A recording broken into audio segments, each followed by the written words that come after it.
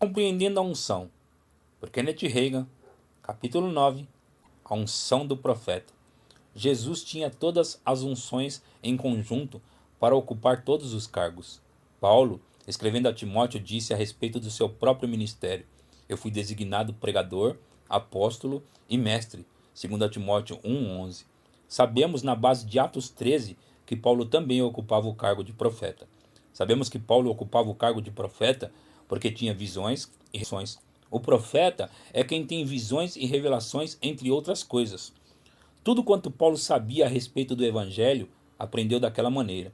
Alguns entre nós, assim como Paulo, ocupavam mais de um cargo. Frequentemente fazemos revezamento pulando de um cargo e outro.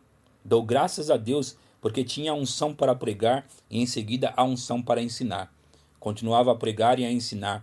Falava em línguas e profetizava, mas nunca ocupei o cargo de profeta antes de 1952. Sei exatamente quando entrei no ministério do profeta. Não tenho a unção do apóstolo nem do pastor. Nunca as tive, mas reconheço essas unções em outras pessoas. A unção do profeta vem do mesmo Espírito Santo, mas é uma unção diferente. É importante notar que há uma diferença entre 1. Ocupar o cargo de profeta e 2. O simples dom da profecia. Todo crente cheio do Espírito pode profetizar e saber algo a respeito da unção para profetizar. A Bíblia ensina assim: porque todos podereis profetizar um após o outro, para todos aprenderem e serem consolados. 1 Coríntios 14:31. O simples dom da profecia é falar aos homens, edificando, exortando e consolando. Um bom testemunho inspirado do Espírito Santo é o simples dom da profecia. Entendemos, portanto, que simplesmente profetizar não nos torna profetas. É o Espírito dentro de nós quem nos unge para profetizar. Mas há também uma unção ou um dom do ministério para ocupar o cargo de profeta. Dou graças a Deus pela unção do profeta. Gosto muito delas. Muitas vezes, sentado na plataforma, antes de assumir a direção do culto e ensinar, sinto repentinamente aquela unção profética, o cargo de profeta atuando sobre mim. Reconheço do que se trata. É uma unção diferente, é mais profunda, muito mais profunda do que a unção para simplesmente profetizar. É a mesma unção, porque vem do mesmo Espírito, mas é multiplicada cerca de 100 vezes. Descobri que a unção pode ser mais forte ou mais fraca, conforme veremos na história de Elias e de Eliseu, 2 profetas do Antigo Testamento. Se eu controlasse os acontecimentos, profetizaria em todos os cultos, mas talvez não seja esse o desejo de Deus para todos os cultos. A primeira ocasião em que experimentei essa unção esmagadora para profetizar foi em janeiro de 1964, em Phoenix, estado do Arizona. Estava presente para ser um dos preletores na convenção dos homens de negócio do Evangelho Pleno. Depois da sessão de encerramento, o irmão e a irmã Daryl Ron e Barry, filho do casal, com minha esposa e eu, fomos para um restaurante nas proximidades para comermos alguma coisa. Antes de termos feito nosso pedido, o Espírito de Deus veio repentinamente sobre mim. Reconhecia que era o Espírito da profecia. Um termo melhor é o Espírito do profeta. Falei ao nosso grupo: vamos para algum lugar onde possamos orar. Fomos ao quarto do nosso hotel, sentamo-nos e oramos durante algum tempo. A unção foi um pouco interrompida quando nos levantamos e saímos do restaurante, mas voltou mediante a oração. Durante 2 horas, fiquei sentado ali, profetizando. Nunca tinha profetizado durante tanto tempo em toda a minha vida. O irmão Ron anotou a profecia porque estávamos sem gravador. Pegou a maior parte daquilo que foi falado. Nunca tive uma experiência exatamente assim. Tive 2 experiências semelhantes depois de então, mas não foi com a mesma medida de unção. Parecia que eu estava sentado no meu próprio lado, na beira da cama. Parecia que eu existia em 2 pessoas. Fiquei escutando com os ouvidos físicos aquilo que o elemento ao meu lado dizia. Parecia-me que eu não tinha absolutamente nada que ver com aquilo que ele dizia. Parecia que eu estava totalmente dominado pelo Espírito de Deus. Logo que comecei a render-me ao Espírito, foi a coisa mais fácil nesse mundo.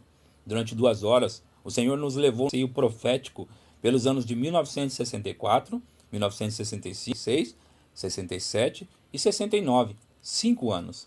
Ele nos informou o que aconteceria no Vietnã e o que aconteceria com o governo dos Estados Unidos. O Senhor também nos diz que um homem que estava na liderança do ministério seria levado dentre nós.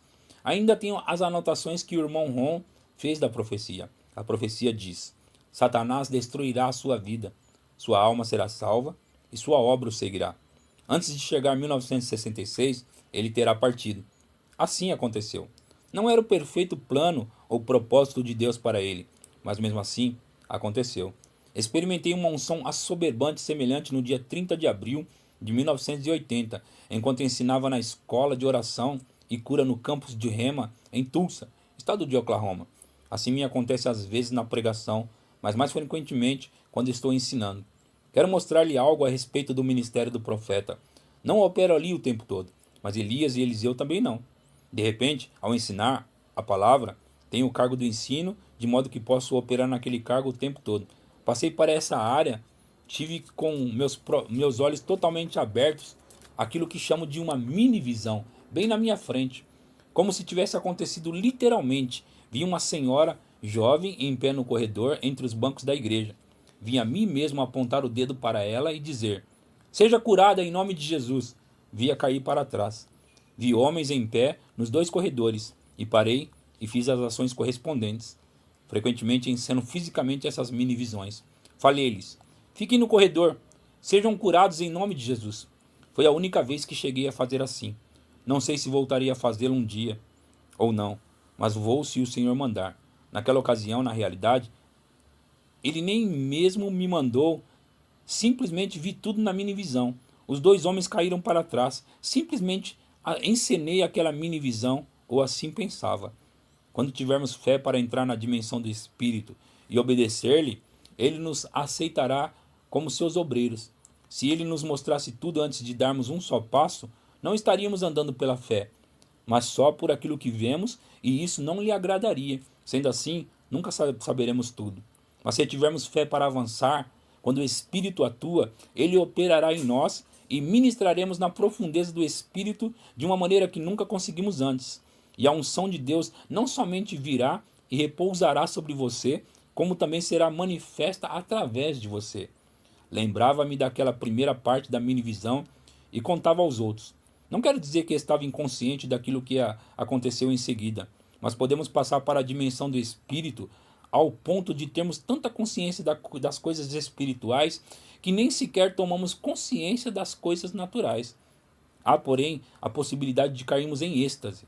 Mas não fiquei em êxtase naquela ocasião. Já caí em êxtase em várias ocasiões e tive visões. Quando a pessoa fica em êxtase, seus sentidos físicos ficam interrompidos e não sabe onde está no momento. Nossos cooperadores me perguntaram: Irmão Reagan, por que você nunca conta o restante daquela história? Falei: Existe mais para contar? Responderam: Sim, você deixa aquela mulher caída lá no corredor. Então, não era esse o fim da história? Não, responderam. É parte da história. Mas não terminou aí. Pedi que me contasse o que aconteceu, porque não tinha conhecimento nenhum do restante da história. Disseram: Depois de você ter posto em prática aquela parte, chamou aquela mulher para a frente. E nunca ouvimos agir assim antes. Você desceu da plataforma de um só pulo e agarrou aquela mulher como um gato agarra um rato. Você colocou uma mão no estômago dela e a outra nas costas. Sacudiu-a, expulsou dela 3 demônios, o medo, a morte e a enfermidade, e ordenou que ela fosse curada. Ela caiu no chão pela segunda vez e ficou ali até as 18 horas. Quando ela voltou ao médico, este não conseguiu achar o mínimo sinal do câncer. Parecera inteiramente. Foi completamente curada do câncer. O testemunho dela apareceu em nossa revista The Word of Faith, a Palavra da Fé, edição de dezembro de 1981. A mulher, posteriormente, mudou para Tulsa, juntamente com o marido, e cursaram o Centro de Treinamento Bíblico Rema, preparando-se para o ministério. Depois de meus cooperadores me terem contado o que aconteceu, fiquei com uma lembrança muito tênue do caso. Para mim, era como um sonho. Parecia que o Espírito de Deus me dominava totalmente. É necessário estarmos dispostos a ser usados e precisamos render-nos a Ele. Em outras ocasiões, estava pregando quando a unção para ocupar o cargo do profeta veio repentinamente sobre mim. já estava sobre mim para pregar. Não sou eu quem controla essa unção, é Deus quem controla. Certa vez, enquanto pregava, estava em pé numa esquina de rua, a muitos quilômetros de distância. Consegui ouvir o som da minha voz, continuando a pregação, mas não sei até hoje nenhuma palavra que falei, pois estava em pé naquela esquina de rua.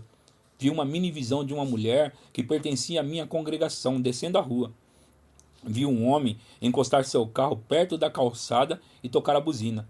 A mulher entrou no carro e foram para os campos. Eu estava no assento traseiro.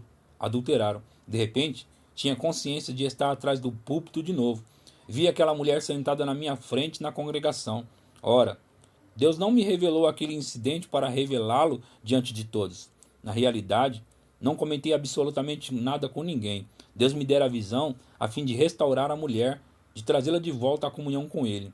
Em outra ocasião, quando pregava em Alabama, um estado sulino, a unção veio repentinamente sobre mim e tive uma mini visão de duas mulheres brigando. A cerca de um quarteirão de distância, rua abaixo, vi uma igreja. O nome dela estava escrito na parte mais alta. As duas mulheres arrancavam as roupas uma da outra. Uma delas finalmente se livrou e fugiu. A outra desceu para uma casinha branca com um vigamento de madeira que estava ao lado da igreja. Fiquei em pé no quintal onde ela estava e consegui ver os contornos de um homem que estava à porta da casa. Travou a porta de tela quando viu a mulher. Ela xingou-o porque ele não concordava que ela tinha razão ao espancar aquela outra mulher. Ameaçou forçar caminho pela tela a fim de espancar o homem. Ele estava para trancar a porta quando ela finalmente foi embora. E então lá estava eu de volta no culto.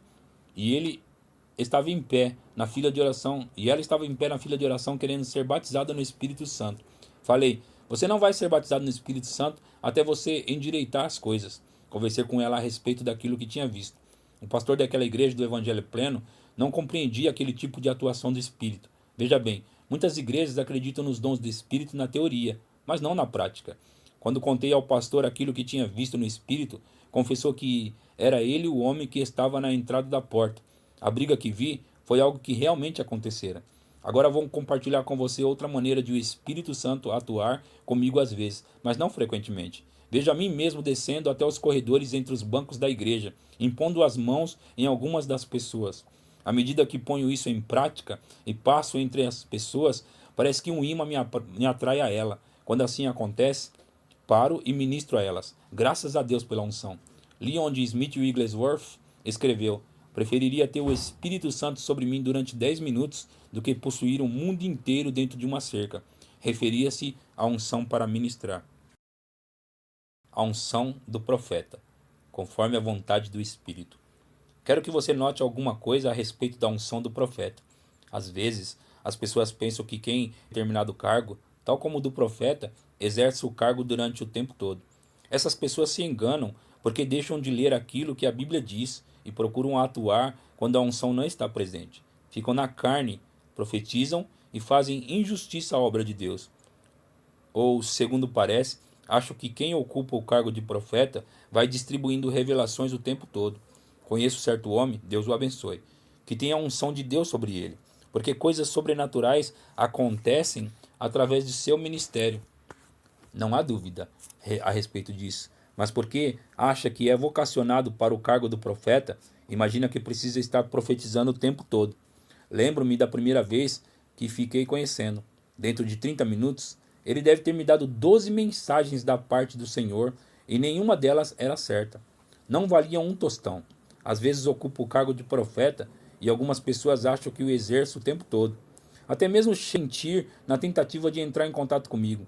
Estávamos dirigindo conferências fora da cidade onde morávamos em determinada ocasião e fomos despertados às 4 da madrugada. Disseram-nos que havia um telefonema interurbano de emergência para nós. Pensávamos que algum parente morrera ou algo assim. Ao invés disso, havia alguma mulher na linha local. Às vezes é um homem. Ela disse: irmão Reagan, odeio agir assim, mas era a única maneira de entrar em contato com você. Trata-se de mentira descarada. Sabe, ela continuou, fiquei orando e pensei que se pudesse entrar em contato com você, talvez você tivesse uma palavra para mim. Senti vontade de dizer, tenho mesmo, mas não me atrevi a falar-lhe aquilo que queria. As pessoas pensam que podemos ligar e desligar o dom da profecia à vontade, mas tudo é segundo o Espírito determina. Sim, a unção está presente em potencial, mas não está constantemente em manifestação.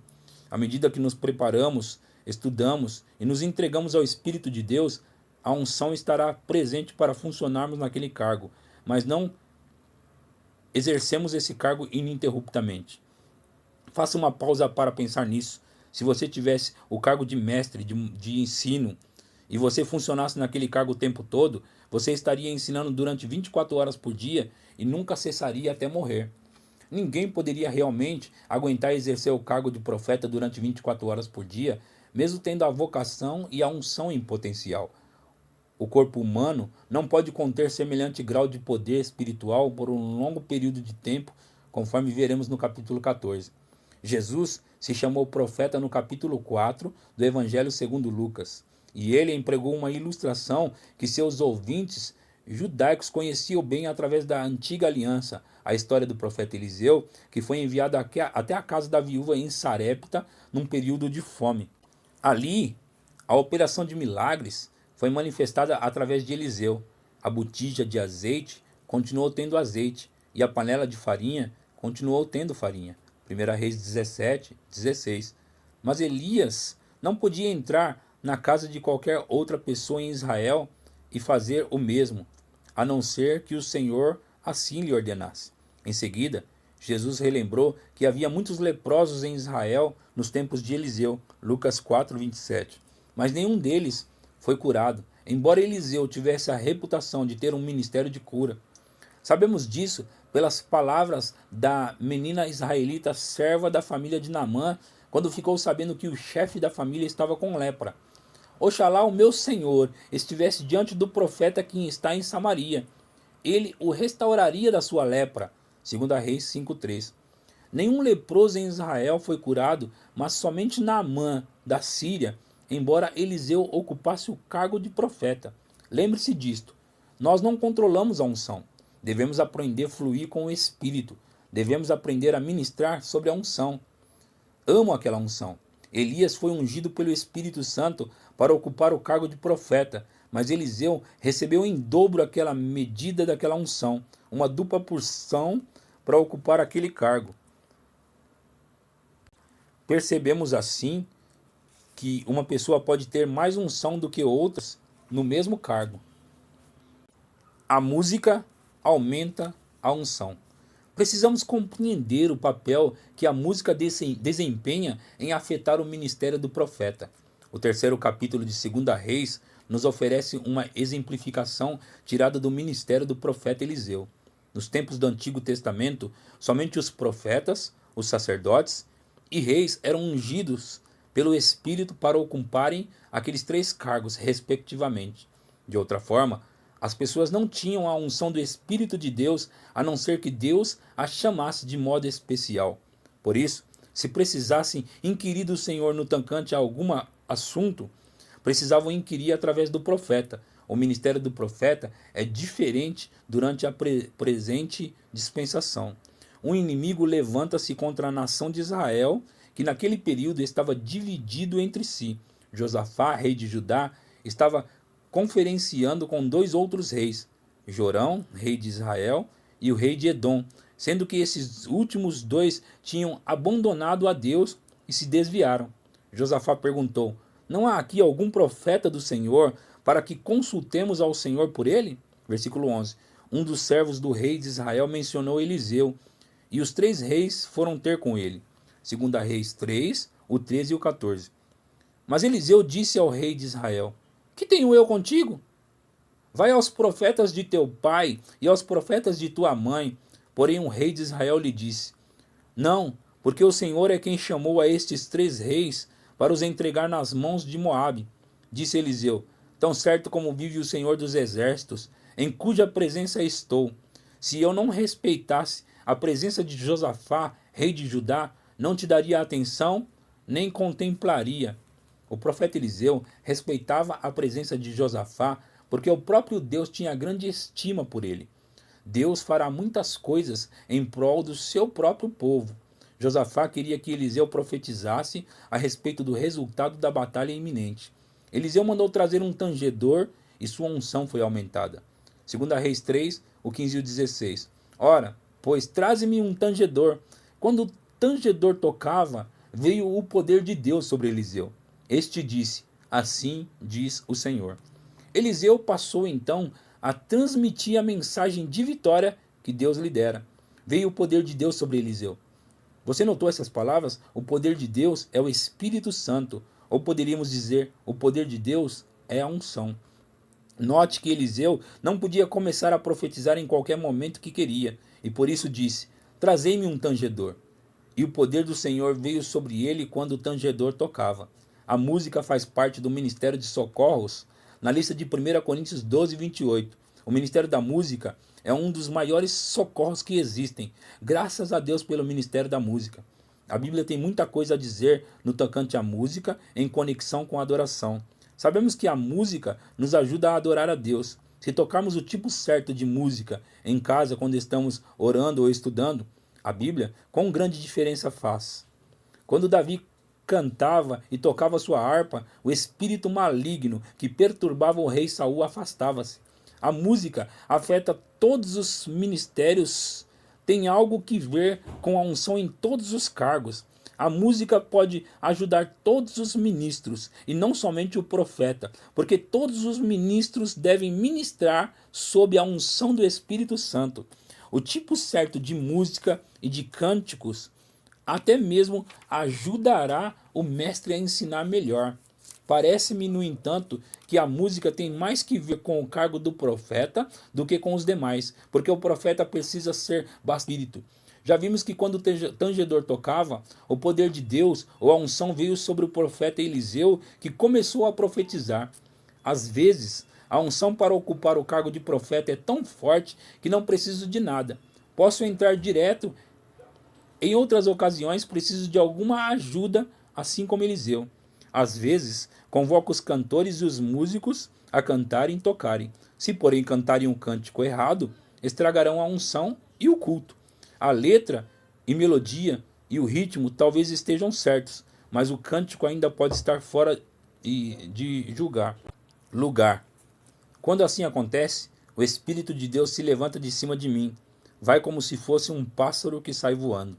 Não, o Espírito Santo não cessa de habitar em mim como crente, mas aquela unção para ministrar sai para cima. A música afetará a unção. Estamos errando na área do músico. Frequentemente, os músicos não têm consciência da sua responsabilidade. Ocupam o cargo de socorros. Precisam desenvolver uma susceptibilidade ao Espírito Santo e aprender como fluir com o Espírito. Os cantores não devem colocar-se em pé e cantar só por cantar. Precisam estar ungidos. O próprio coro deve estar ungido.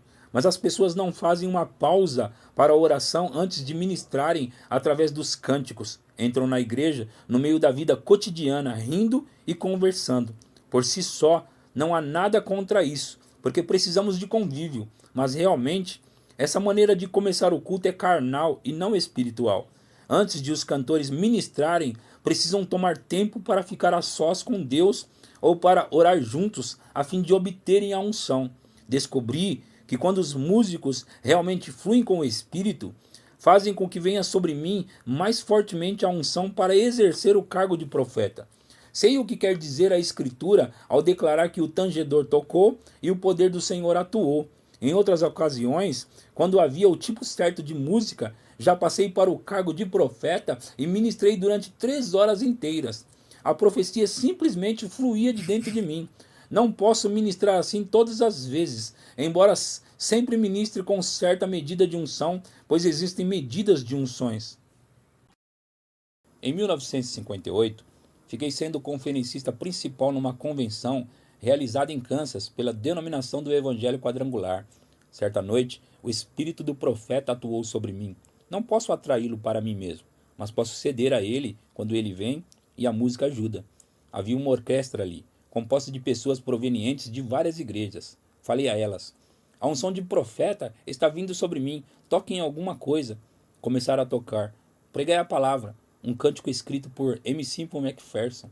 A unção veio sobre mim e ministrei ela desde as 21 horas até a meia-noite, durante 3 horas. Oh, que culto maravilhoso! Fiquei arrebatado naquela glória. Durante a metade daquele período nem sequer conseguia ver. Era como se uma nuvem obscura pairasse sobre o auditório inteiro. Até hoje, nem sei o que fiz ou disse. Simplesmente me lembro de quando chegou a unção e quando ela se foi. Se tivesse tocado o cântico errado, teriam apagado tudo. Veja bem, é necessário que os cantores e os músicos estejam em harmonia com o Espírito de Deus tanto quanto o pastor. De outra forma, todos teriam mais proveito se não houvesse músicas participando do culto. É por essa razão que às vezes não quero que nenhum tipo de cântico. Outras coisas também afetam a unção. Frequentemente, o espírito do profeta começa a atuar sobre mim e algo põe fim na unção. Acho que é por causa do ambiente, ou talvez por causa da presença de certas pessoas. Afinal das contas, Eliseu disse: se eu não respeitasse a presença de Josafá, rei de Judá, não te daria atenção, nem te contemplaria. E por causa de estar na presença deste rei desviado, Eliseu precisava de uma pequena ajuda. Trazei no tangedor, disse o profeta. A mão do Senhor. Repetidas vezes no Antigo Testamento, vemos referências à mão do Senhor. Trata-se na realidade do Espírito de Deus, da unção. Outros termos comumente usados são Espírito, porção dupla do teu Espírito e manto. Todos se referem ao Espírito Santo, à unção da parte de Deus. Ezequiel 8:1. No sexto ano, no sexto mês, aos 5 dias do mês, estando eu sentado em minha casa, e os anciões de Judá, assentados diante de mim, sucedeu que ali a mão do Senhor Deus caiu sobre mim. A chamada de Deus já estava sobre Ezequiel. A mão de Deus estava sobre ele para ministrar, potencialmente, mas seu ministério profético não se manifestou até que a mão do Senhor caísse sobre ele. A Bíblia também fala do Espírito Santo que cai sobre as pessoas, não é verdade? Em Atos 10:44, Pedro estava pregando na casa de Cornélio, e ainda Pedro falava estas coisas quando caiu o Espírito Santo sobre todos os que ouviam a palavra. Vemos a expressão mão do Senhor usada outras vezes, nos capítulos 37 e 40 de Ezequiel. Ezequiel 37:1. Veio sobre mim a mão do Senhor. Ele me levou pelo Espírito e me deixou no meio de um vale que estava cheio de ossos. Ezequiel teve a visão do vale dos ossos secos. Ezequiel 40, 1 e 2. No ano 25 do nosso exílio, no princípio do ano, no 10º dia do mês, 14 anos após ter caído a cidade, nesse mesmo dia veio sobre mim a mão do Senhor e me levou para lá. Em visões de Deus, me levou à terra de Israel. Ezequiel parece semelhante a mim, não é verdade? Ao dar todas aquelas datas e tempos. Ou eu pareço muito semelhante a ele. As pessoas me perguntam como me lembro de todas as datas e tempos que mencionam na minha pregação e ensino. Vou contar-lhe exatamente como acontece. Quando menciono algo que aconteceu no passado, a data ou época surge do meu espírito, de dentro de mim, para minha mente, e fico sabendo imediatamente. Meramente sigo o exemplo do profeta Ezequiel ao citar datas e épocas. Aquela capacidade acompanha o ministério do profeta. No capítulo 33 de Ezequiel, achamos outra coisa muito interessante. Ezequiel 33:22. Ora, a mão do Senhor estivera sobre mim pela tarde, antes que viesse o que tinha escapado. Abrira-se-me a boca, antes de pela manhã vir ter comigo tal homem, e uma vez aberta, já não fiquei em silêncio. Isso significa que a mão do Senhor não afeta de manhã, nem ao meio-dia. A mão do Senhor estava sobre ele pela tarde, antes de alguém que tinha escapado ir ter com ele. O profeta passou a noite inteira com a boca aberta, sem falar nenhuma palavra. Ficou mudo à chegada daquele homem.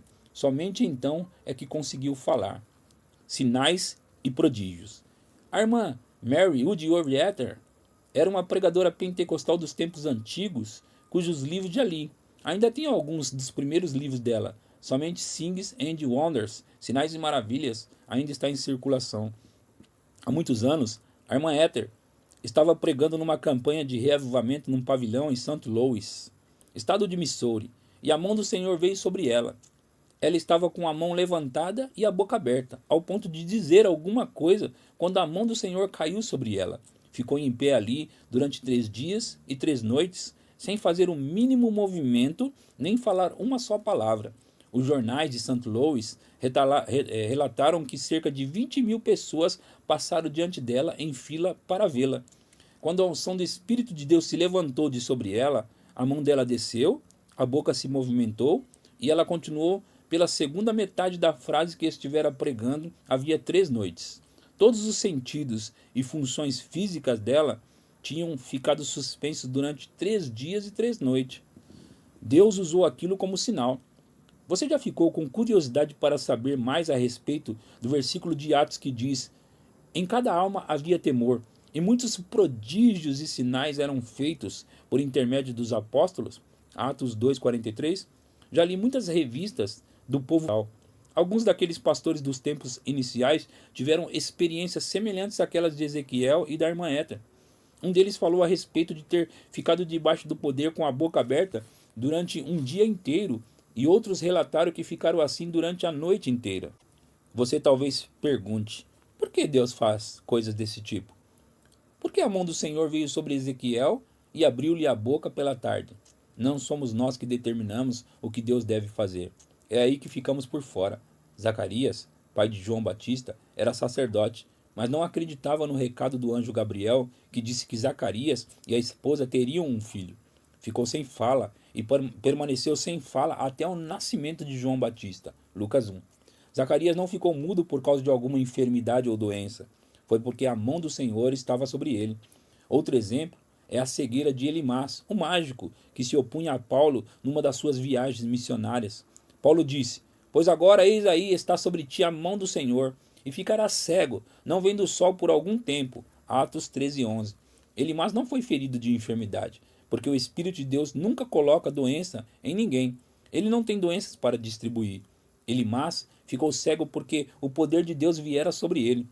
Vi coisas assim acontecerem no meu próprio ministério, e estou plenamente convicto de que, à medida que aprendemos a cooperar melhor com o Espírito de Deus, haverá manifestações ainda maiores dessas coisas nos últimos dias.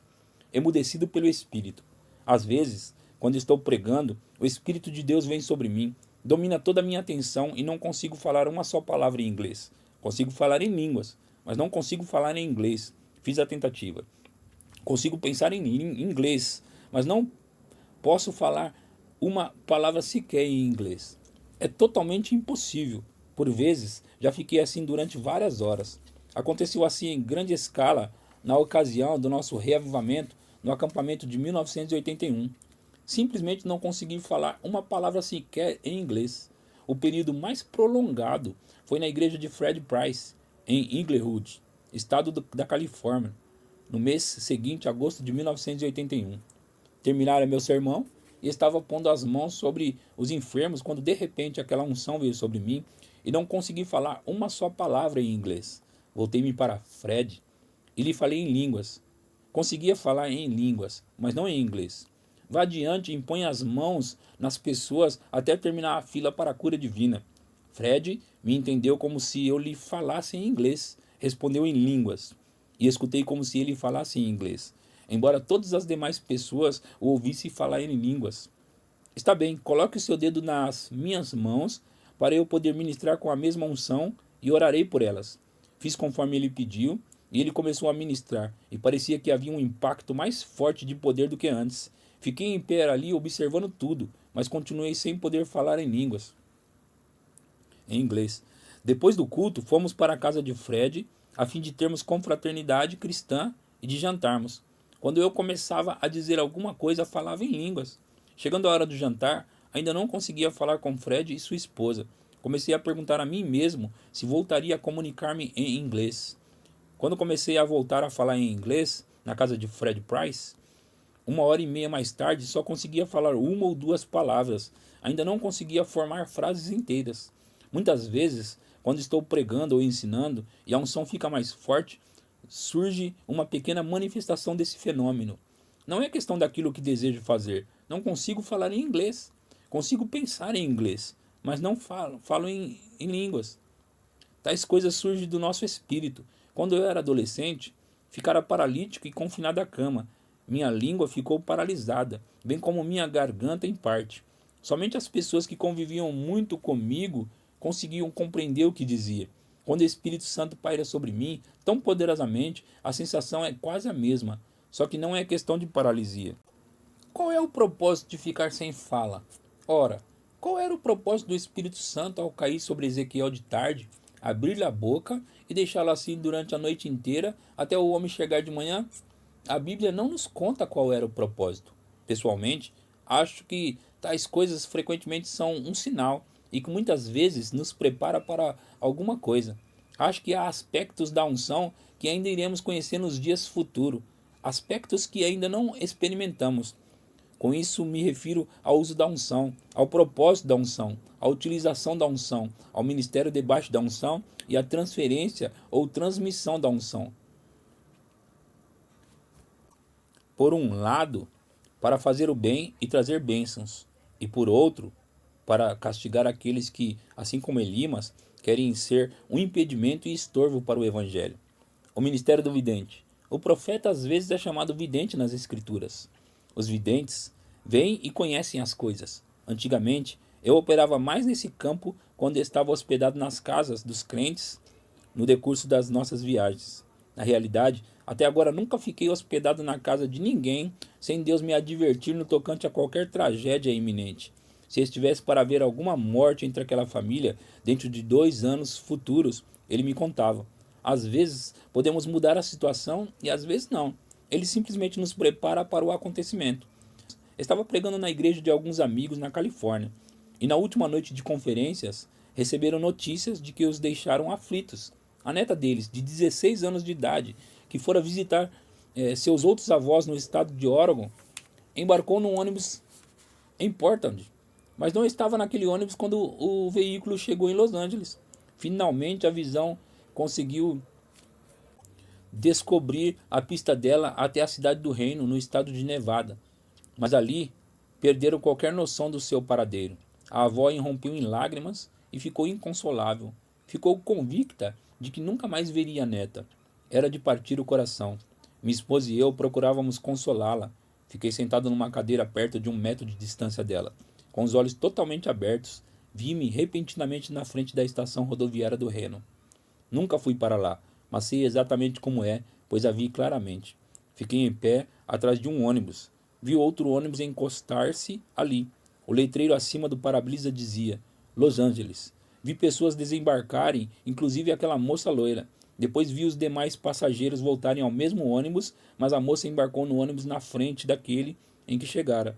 Falei, irmã, ela pegou o ônibus errado. Ela perguntou, está com certeza? Falei, sim, eu a vi, embarcou no ônibus errado.